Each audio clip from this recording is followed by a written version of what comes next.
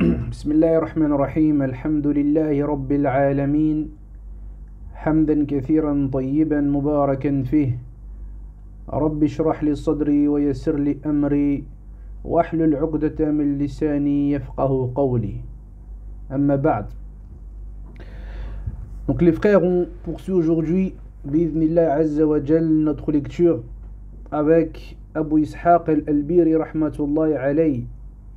Donc il poursuit ses belles recommandations et ses belles exhortations à son fils Abu Bakr.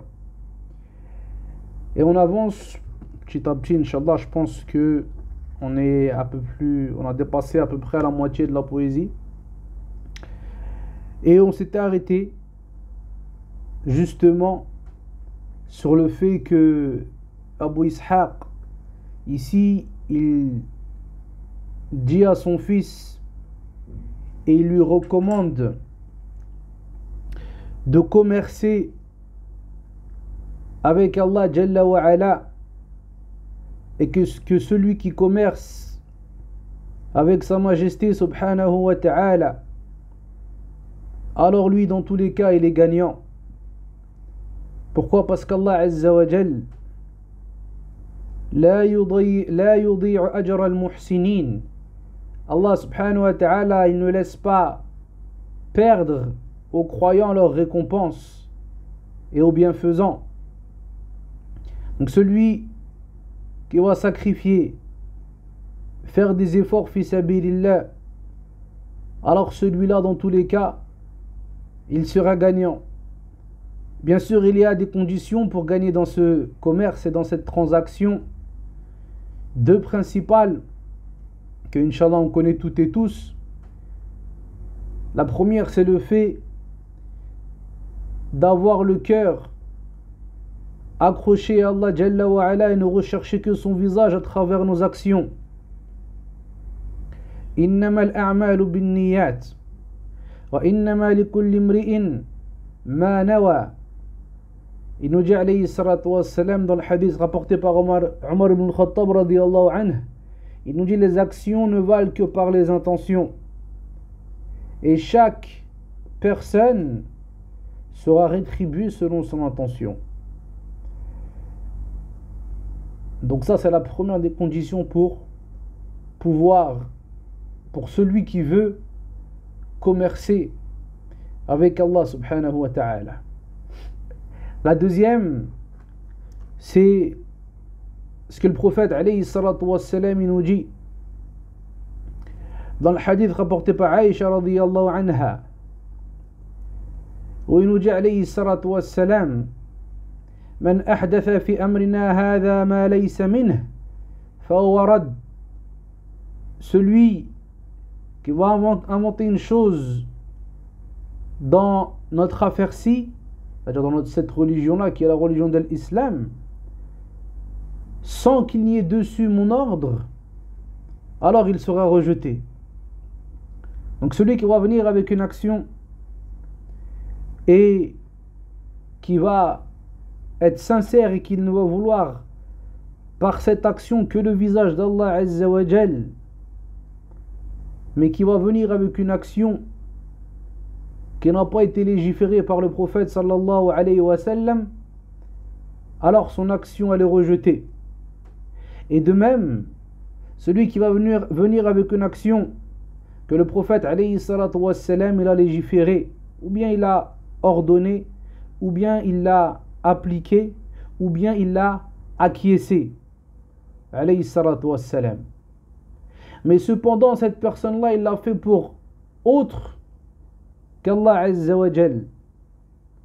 Il l'a fait pour un but mondain.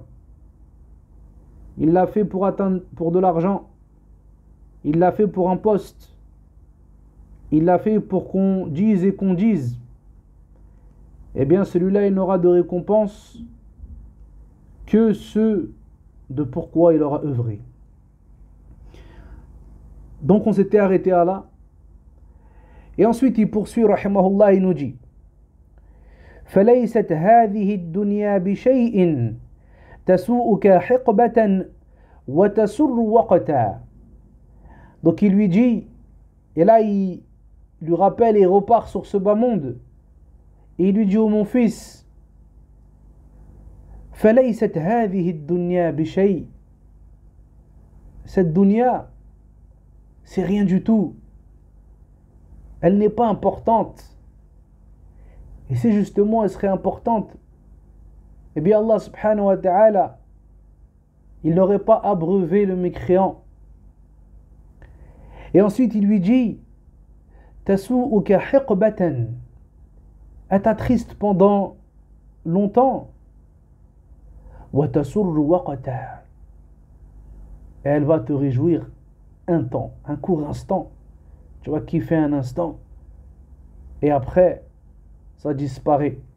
Donc là, c'est comme s'il lui dit: oh mon fils, ne sacrifie pas ce qui est éternel pour le bonheur, un bonheur qui dure un instant, et une tristesse qui sera peut-être éternelle par la suite. C'est pour ça que le prophète, alayhi salatu wassalam, dans le hadith rapporté par At-Tirmidhi, il nous dit qu'on prendra la personne أنعم الناس في هذه الدنيا فيصبغ في النار صبغة. Donc on prendra cette personne-là et on le trempera, la personne qui avait le plus de bienfaits dans ce bas monde et qui a le plus, comme on dit nous, qui a le plus kiffé sa vie mondaine, et on le trempera en enfer. Nabi alayhi salatu wassalam, il nous dit sabra. Sabra, c'est-à-dire, entre guillemets, une trempette. Maf'ul mutlaq pour ceux qui font un peu de nahou. Puis on le ressortira. Et on lui dira: Hal ra'ayta khayran qat. Est-ce que tu as déjà vu un bien? Là, il dira: La wallah. Non, par Allah, j'ai jamais vu de bien. Et l'axe, le contraire, on prendra la personne qui a connu les plus grandes difficultés, les plus grandes épreuves dans ce bas monde, et on le prendra. فَيُصْبَغُ فِي الْجَنَّةِ صَبْغَةً. On le trempera dans le paradis d'une trempette, un court instant. Et on lui dira: Ya ant, hal ra'ayta sharran qat. Est-ce que tu as déjà vu quelque chose de mauvais? Et là il dira: La wallah. Non, wallah, j'ai jamais vu quoi que ce soit de mauvais. Ma vie n'est que du bonheur. Ça, c'est quoi? C'est un instant dans les plaisirs ou bien dans les châtiments de l'au-delà. Donc c'est ça qu'il lui dit ici. Regardez comment les gens y pensaient avant. Jusqu'à maintenant, Inch'Allah, il y a des gens qui pensent comme ça, c'est sûr. Mais le conseil qu'il donne à son fils. Alors nous, beaucoup de nos parents, ils sont venus en France pour ce bas monde. Et ces conseils-là, ils se font rares dans les maisons des musulmans. Il lui dit: fais attention à ce bas monde. Il va te réjouir un temps. Et s'il arrive à te tromper, eh bien, il va te rendre malheureux pendant longtemps. Pendant une longue période. Ensuite, il continue à décrire ce bas monde et cette dunya. Et il nous dit, rahimahullah: وَغَايَتُهَا إِذَا فَكَّرْتَ فِيهَا كَفَيْئِكَ أَوْ كَحُلْمِكَ إِذْ حَلَمْتَ. Donc là, il lui dit la finalité, l'ultime chose de cette bas monde, l'ultime rang de cette dunya. إِذَا فَكَّرْتَ فِيهَا, lorsque tu réfléchis bien. C'est pour ça que la personne doit être intelligent. Et on a déjà dit la parole du prophète alayhi salatu wassalam, quand on lui a demandé: Ya Rasulallah, man akiyasun nas, qui est la personne la plus intelligente? Il a dit: c'est celui qui se rappelle le plus souvent de la mort et qui s'y prépare. Donc il lui dit la finalité de ce bas monde, lorsque tu réfléchis bien, eh bien c'est qu'elle est comme al-fay. Al-fay, c'est l'ombre qui dépasse, c'est-à-dire l'ombre, lorsque le soleil il est au zénith et qu'il n'y a pas d'ombre, eh bien al-fay, c'est le premier bout qui va sortir. Ce premier bout qui va sortir là, eh bien on l'appelle El-Fay. C'est-à-dire c'est une ombre. En gros, il te dit quoi ici? Il te dit, quand tu réfléchis bien sur ce bas monde, elle est comme ton ombre. Tu vas la voir un instant, tu vas tourner ta tête. Encore, c'est plus... Allez, en français, il n'y a pas d'équivalent vraiment. Mais là, c'est encore plus éloquent parce qu'il n'a pas dit ton ombre al-dhil. Il a dit le-fay. Le-fay, ça fait partie de l'ombre, mais c'est un moment précis dans la journée. C'est-à-dire le moment où l'ombre se décroche de la personne. C'est-à-dire que cette ombre-là, elle disparaît vite. Et elle part très très vite. Donc il lui dit, c'est comme ton ombre, ce bas monde, il va disparaître. Comme ton ombre, elle va disparaître. Après, il lui dit, ou bien, ce bas monde, il est à l'exemple d'un rêve que tu fais lorsque tu rêves. Et certains parmi les pieux prédécesseurs, ils disent que Al-Ala ibn Yazid, il dit qu'un jour il a fait un rêve. Justement, il voyait des gens qui se précipitaient tous vers un endroit en vitesse. Yusri'un. Ils partaient en vitesse vers un endroit tous. Et lui, qu'est-ce qu'il a fait? Il s'est dit, je vais les suivre. Et il les a suivis. Et il a trouvé que ces gens-là, ils se dirigeaient vers une femme, arja, aura, boiteuse, borgne, ajouz, vieille. Et là, il a demandé à cette dame, il a dit, mais qui es-tu? Qui es-tu pour que les gens, ils se précipitent vers toi comme ça? Et là, elle lui a dit, moi, je suis ce bas monde. Et là, il dit que dans son rêve, il a fait dua pour qu'Allah Azza wa Jal fasse en sorte qu'il déteste ce bas monde. Et quand la vieille dame, elle a entendu cette dua, eh bien, elle lui a dit, si tu veux détester réellement ce bas monde, alors déteste les biens, déteste l'argent, et dirham. C'est pour ça que le Hassan al-Basri, rahimahullah, il disait, et il jurait par Allah Azza wa Jal, il disait, ma a'azza ahadun ad-dirham illa adhallahu Allah. Il dit, il n'y en a pas un parmi les serviteurs, et il jurait par Allah Azza wa Jal, qui a immensifié le dinar, ou plutôt le dirham ici, dirham, sans qu'Allah Azza wa Jal l'humilie. Et pour eux, c'était une base de ne pas, de mépriser ce bas monde et de ne pas lui donner d'importance, malgré que n'importe qui d'entre nous ici, il est accroché à cette dunya. Wallahi, qu'on le veuille ou non. Et même certains plus prédécesseurs, ils disaient ça. Mais la chose, c'est quoi? C'est que ton cœur, avant tout, il doit être accroché à l'au-delà. Et que cette promesse qu'Allah Azza wa Jalla l'a faite aux croyants, et que cette menace qu'il a fait Jalla wa Ala aux désobéissants, eh bien, prennent le dessus sur tout le reste. Et à ce moment-là, des fois avec du temps, avec des efforts, eh bien, l'amour pour ce bas monde, il diminue. Donc il lui dit, comment tu peux te laisser tromper par ce bas monde alors qu'il disparaît vite? Du Coran, justement, Allah Azza wa Jal, il nous dit que lorsqu'ils la verront, qu'ils verront l'heure, eh bien ils penseront n'avoir été ici qu'un court instant, un instant du matin ou un instant de la soirée.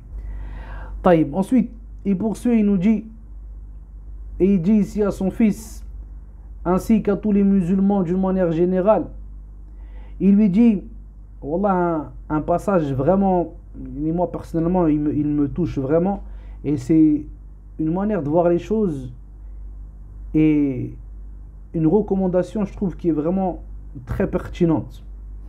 Donc il dit rahmatullahi alayhi, سجنت بها وأنت لها محب فكيف تحب ما فيه سجنت.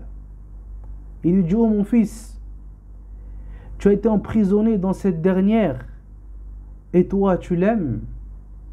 Comment est-ce qu'on peut aimer la cellule dans laquelle on est emprisonné?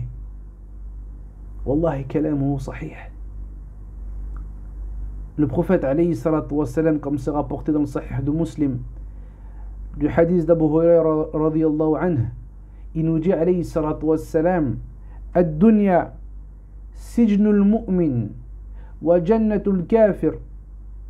Il nous dit que ce bas monde, c'est la prison du croyant et le paradis du mécréant. Est-ce que quelqu'un d'entre nous, il peut accepter qu'une personne soit satisfaite de sa cellule, qu'une personne soit satisfaite de vivre emprisonnée, limitée? Pourquoi ici les savants ils ont expliqué, comme il dit Nawawi, ils disent que ici la prison du croyant, c'est le fait qu'il est dans ce bas monde et qu'on lui a ordonné plein de choses. Se lever le matin pour la prière, faire l'odo, faire le hajj, sortir de l'argent de sa zakat, adorer Allah Azza wa Jal avant tout, lui vouer un culte exclusif sans rien lui associer. Et on lui a interdit plein de choses. Baisse ton regard, ne consomme pas telle viande, ne consomme pas telle boisson, écarte-toi de tel endroit, etc., etc. Donc, lui, il est muqayyid ici. Les menottes en arabe, on dit al-quyud. Al-quyud, c'est la chose qui te retient, qui fait que tu peux pas tu es limité. Dans ta vie mondaine, ici, toi, tu es limité. Donc, comment tu peux aimer cette prison à ciel ouvert dans laquelle tu vis? Et c'est pour ça qu'un jour, on rapporte, comme c'est venu dans Fayd al-Qadir, il rapporte de l'imam Ibn Hajar al-Asqalani, qui lui était un juge parmi les juges des musulmans. Mais à l'époque, celui qui est juge, lui, il a un rang particulier, il a un rang élevé dans la société, c'est pas n'importe qui. Et il était comme ça dans la ville, alors que les gens l'honoraient, le respectaient, et qu'il était sur une belle monture avec des beaux habits. Et là, un juif, il vient le voir. Un juif qui travaillait dans l'huile. Donc c'était vraiment des travaux qui étaient vraiment très pénibles et entre guillemets à la classe, vraiment la classe sociale basse. Et là, ce juif, il lui a dit تزعم أن نبيك يقول بأن هذه الدنيا سجن المؤمن وجنة الكافر. Il lui dit, tu prétends que ton messager dit que ce bas monde, c'est la prison du croyant et le paradis du mécréant. Et lui, il était avec des habits sales dans son travail difficile. Il lui dit, regarde-toi et regarde-moi. Et là, malheureusement pour lui, il n'y avait pas des gens comme nous pour répondre. Il y avait des gens comme Ibn Hajar. Il lui a dit, moi ce que je vis dans ce bas monde, contrairement à ce qui m'attend dans l'au-delà, comme délice du paradis et comme bienfait, eh bien c'est une prison. Et toi, la difficulté dans laquelle tu es dans ton bas monde, contrairement au châtiment qui t'attend dans l'au-delà, eh bien c'est un paradis. Et là, comme on dit, afhamahu, il lui a cloué le bec. Wa fi'lan, le croyant, peu importe l'état dans lequel il vit, eh bien sa vie ici, elle n'est pas importante. Et les bienfaits qu'il atteint ici, ils sont minimes, contrairement à l'importance et aux grands bienfaits qu'il aura auprès d'Allah Azza wa Jal. Donc il lui dit ça, il lui dit, comment tu peux aimer celle dans laquelle tu es enfermé. Donc là, il continue, il blâme ce bas monde, il lui fait rappeler que ce bas monde, il ne mérite pas qu'on sacrifie l'au-delà. Puis il lui dit, rahmatullahi alayhi, وَتُطْعِمُكَ الطَّعَامَ وَعَنْ قَرِيبٍ سَتَطْعَمُ مِنْكَ مَا فِيهَا طَعِمْتَ. Et là, il lui donne encore des conseils et des exhortations fortes. Il lui dit, cette terre, تُطْعِمُكَ الطَّعَامَ وَعَنْ قَرِيبٍ. Il lui dit là, cette terre dans laquelle tu vis, elle te donne de la nourriture, de quoi manger. Aujourd'hui, toi, tu profites, tu manges des pommes de terre qui poussent de la terre, des fruits qui sortent des arbres, etc. Et tu te délectes de tout cela. Et il dit, ça c'est maintenant. Mais bientôt, cette terre, eh bien, c'est elle qui va manger de toi lorsque tu seras dans elle. Et c'est elle qui va te manger. Donc en gros, il lui fait comprendre qu'aujourd'hui, toi, tu marches sur la terre, mais bientôt, tu seras dedans. Aujourd'hui, tu manges de cette terre, mais demain, c'est cette terre-là qui te mangera. Donc réveille-toi. Fais preuve d'attention et ne te laisse pas tromper. Allah Azza wa Jalla dit dans le Coran, Minha khalaqnakum wa fiha nu'idukum wa minha nukhrijukum taratan ukhra. Allah Jalla wa Ala, il nous dit, en parlant de la terre, et quand on lit, on médite un peu le Coran, on voit que l'être humain, il a un rapport spécial avec la terre. Et beaucoup de fois, Allah Azza wa Jalla, justement, il compare l'être humain, il fait référence à la terre. Comme dans ce verset-là, Allah nous dit quoi? Minha khalaqnakum. De cette terre, on vous a créé. Wa fiha nu'idukum. Et dans cette terre, on va vous faire retourner. Wa minha nukhrijukum taratan ukhra. Et de cette terre-là, on vous fera sortir une nouvelle fois. Allah Azza wa Jalla nous dit aussi dans Surat Nuh, Wallahu anbatakum min al-ardi nabata. Thumma yu'idukum fiha wa yukhrijukum ikhraja. Allah Azza wa Jalla nous dit, et c'est Allah qui de la terre vous a fait croître telles des plantes, puis il vous y fera retourner à cette terre-là. Wa yukhrijukum ikhraja. Et il vous en fera sortir encore une nouvelle fois. Je ne sais pas si vous avez déjà vu sur... des fois, ils font des vidéos de manière rapide. Quand tu vois l'image qu'Allah Azza wa Jalla nous donne ici, c'est effrayant. Tu vois la plante qui sort de la terre, qui se développe petit à petit. Et petit à petit, les couleurs elles sortent. Jusqu'à ce qu'elle arrive au summum de la beauté. Et que tu dis, Masha'Allah, et tu peux même être trompé par cette beauté. Et petit à petit, elle va se recroqueviller sur elle-même, perdre ses couleurs, puis retourner dans la terre et disparaître d'où elle est venue. Voilà, regarde, Allah Azza wa Jalla dans le Coran nous a donné la même image pour l'être humain. Et Allah nous c'est pareil. Là tu sors, t'es petit, t'es cambré, t'as besoin qu'on s'occupe de toi. Puis après tu prends de l'âge, tu mûris, tu deviens frais, tu deviens beau gosse, tu deviens sportif, musclé. Et petit à petit les années passent, 30, 40, 50, tu commences à te recroqueviller, tu perds de la force, tu perds de la beauté, jusqu'à quoi? Jusqu'à ce que tu retournes sur la terre. Wallah, c'est à l'image de cette plante-là. Hajib, Wallah, moi, des fois, c'est des méditations coraniques qui, je trouve que c'est frappant, subhanallah. Ensuite, il nous dit, rahmatullahi alayhi, donc voilà, là, il lui rappelle, en fait. Rappelle-toi d'où tu viens pour savoir où tu vas. Tu viens de la terre. Tu es sorti, tu as été créé de cette terre-là. Tu es sorti de cette terre-là, tu vas y retourner. Et après cela, tu vas en ressortir une nouvelle fois. Puis après, il dit, rahmatullahi alayhi, وَتَعْرَ إِنْ لَبِسْتَ بِهَا ثِيَابًا وَتُكْسَ إِنْ مَلَابِسَهَا خَلَعْتَ. Donc toujours dans le blâme de ce bas monde, il nous dit que si tu t'habilles de ce bas monde,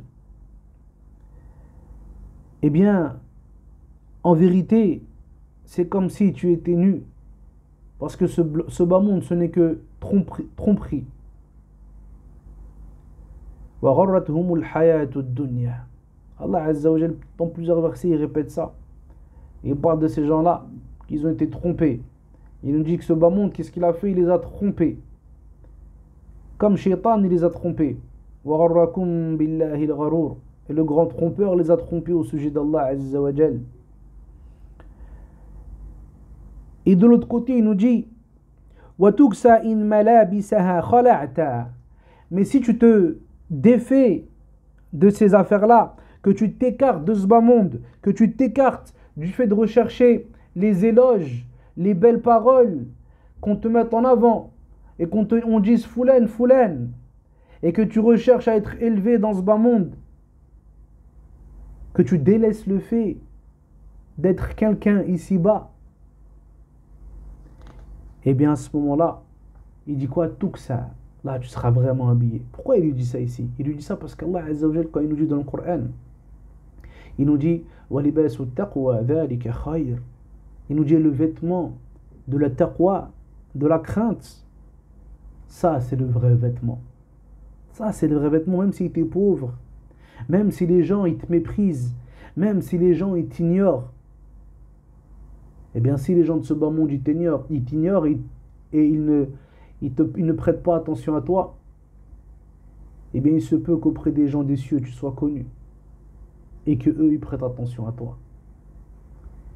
C'est pour ça que certains parmi les hommes sages, ils disaient, quand ils conseillaient leurs proches, ils disaient In subiqta fala tusbaq ila taqwa.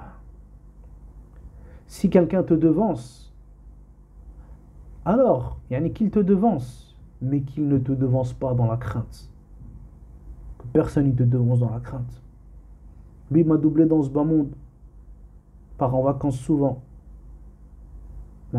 Malheureux à dire maintenant, pour des gens c'est important aussi, il a plus de followers que moi. Moi ça me fait rire des fois ça, wallah. Ça je vois des fois. Ici il y a des gens par exemple,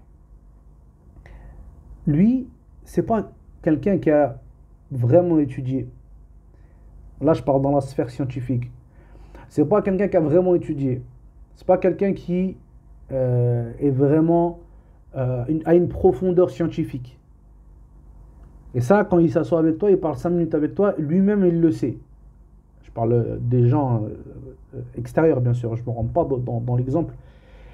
Et cette personne-là, eh bien, tu vas voir qu'il va monter sur l'autre, qu'il va se sentir au-dessus de l'autre. Pourquoi? De par la science qu'il a? Non. De par la shuhra qu'il a. De par le fait qu'il soit connu plus que toi. Ah, ça c'est pas une chose qui élève. C'est pas une chose de par laquelle on est fier. C'est pas une chose qui fait que toi tu as un mérite sur autrui. Abadan.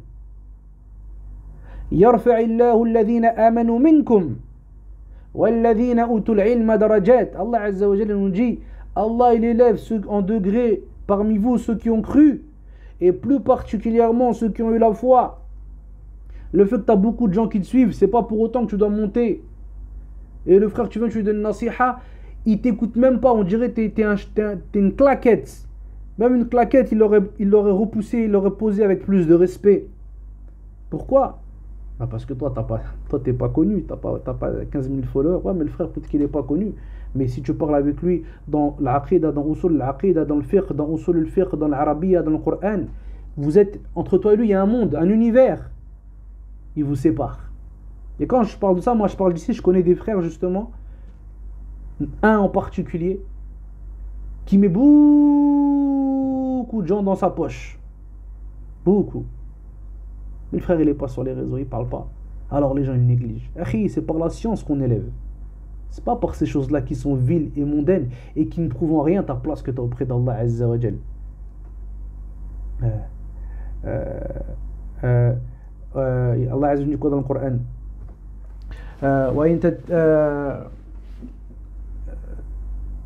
La yudilluka an sabilillah. En gros, si tu aurais suivi la plupart des habitants de la terre, alors ils t'auraient certes égaré du sentier d'Allah. Donc le fait qu'il y ait du monde, c'est pas une preuve.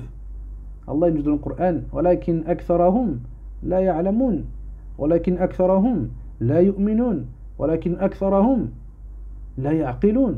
La plupart d'entre eux ne savent pas, la plupart d'entre eux ils ne réfléchissent pas, la plupart d'entre eux ils ne croient pas. Le fait qu'il y a la majorité avec toi, ça veut rien dire. Donc faut pas se faire tromper par ce genre de choses là. Donc là, qu'est-ce qu'il disait cela? Il disait que si on te devance dans quelque chose, alors en gros c'est pas grave, mais que personne ne te devance dans la crainte. Et ensuite il poursuit, il lui dit: وَتَشْهَدُ كُلَّ يَوْمٍ دَفْنَ خِلٍّ كَأَنَّكَ لَا تُرَادُ لِمَا شَهِدْتَ. Il lui dit: chaque jour tu assistes à l'enterrement d'un proche. Il dit quoi? Khil, ça vient de Khalil, yani quelqu'un de très très proche. On a tous perdu des proches ici. Il dit: chaque jour tu perds des proches. Après il dit quoi? Et c'est comme si tu penses que la chose à laquelle tu assistes, yani l'enterrement, eh bien toi il ne va pas t'arriver. Toi on ne va pas venir te chercher comme on est venu chercher ce proche là. Kalla wallah. Donc normalement la personne, elle réfléchit, elle médite, elle tire des leçons de ceux qui sont passés avant nous.